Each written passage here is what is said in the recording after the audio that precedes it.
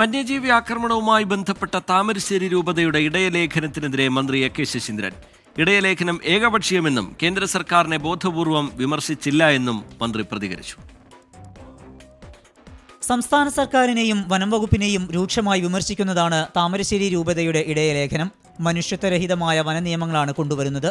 വന്യജീവികളെ ശാസ്ത്രീയമായി നിയന്ത്രിക്കാതെ ജനവാസ മേഖലയിലേക്ക് ഇറക്കിവിടുകയാണ് എന്നും ഇടയലേഖനത്തിൽ വിമർശിക്കുന്നു.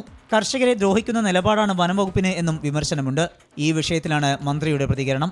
അതിലൊരു ഏകപക്ഷീയതയുണ്ട് എന്ന് പറയാതിരിക്കാൻ നിർവാഹമില്ല. പരിഹാര നിർദ്ദേശങ്ങളുടെ ഭാഗത്ത് വരുമ്പോൾ കേന്ദ്ര നിയമങ്ങളെക്കുറിച്ചും അത് മാറ്റിയെടുക്കാൻ നടത്തേണ്ട ശ്രമങ്ങളെക്കുറിച്ചും ആ ഇടയലേഖനം ബോധപൂർവമായ മൗനം പാലിച്ചിട്ടുണ്ട് എന്നാണ് തോന്നുന്നത്. നമ്മുടെ സമൂഹത്തിൽ സമാധാന അന്തരീക്ഷം ഉണ്ടാക്കാനും പ്രശ്നങ്ങൾ പരിഹരിക്കാനും സമവായത്തിൻ്റെ പാത സ്വീകരിച്ച് മാർഗദർശനം നൽകേണ്ടത് ഇതുപോലുള്ള പ്രഗത്ഭമതികളായ സമൂഹത്തിലെ ഉന്നതന്മാർ സ്ഥാനത്തിരിക്കുന്ന ബിഷപ്പുമാർ ഉൾപ്പെടെയുള്ളവർക്ക് ആണ്. ഇടയലേഖനത്തെ വിമർശിച്ച മന്ത്രി വിഷയം ഗൗരവമുള്ളതാണെന്നും കർഷകരുടെ പ്രശ്നങ്ങൾ പരിഹരിക്കാൻ സർക്കാർ നടപടി സ്വീകരിക്കുന്നുണ്ട് എന്നും വ്യക്തമാക്കി. 24 കോഴിക്കോട്.